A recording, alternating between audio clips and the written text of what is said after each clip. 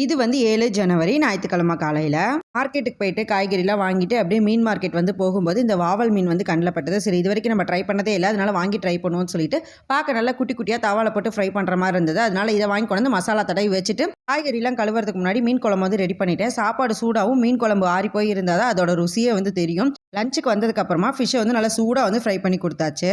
ஜாதி பூ வந்து நல்லா பூ பூத்துட்டு இருந்தது. நாங்கள் வெட்டி விட்டு வளர்ந்ததுக்கப்புறம் இன்னும் ஒரு தடவை கூட மொக்கு வைக்கல. கீழேயே கொடி இருக்கனால என்னமோன்னு சொல்லிட்டு மேலே ஒரு ஸ்டேஜ் மாதிரி போட்டு அதை கொடியை வந்து படர விட்டாச்சு.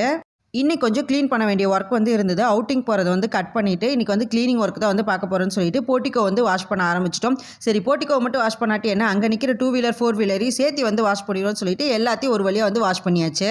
நாங்கள் வந்து 2 வீலர் லிஸ்ட்டில் இந்த குட்டீஸோட சைக்கிளையும் வந்து நாங்கள் சேர்த்த மறந்துட்டோம். ஆனால் வந்து என்னோட சைக்கிளையும் சேர்த்து கழுவுங்க அப்படின்னு இந்த குட்டீஸ் வந்து கேட்டுக்கிட்டனால அவள் சைக்கிளையும் சேர்த்து கழுவிட்டு நல்லா ஃபேனை போட்டு போர்ட்டிக்கோ எல்லாமே காஞ்சதுக்கப்புறம் இன்றைக்கான நாள் வந்து சூப்பராக வந்து முடிஞ்சது.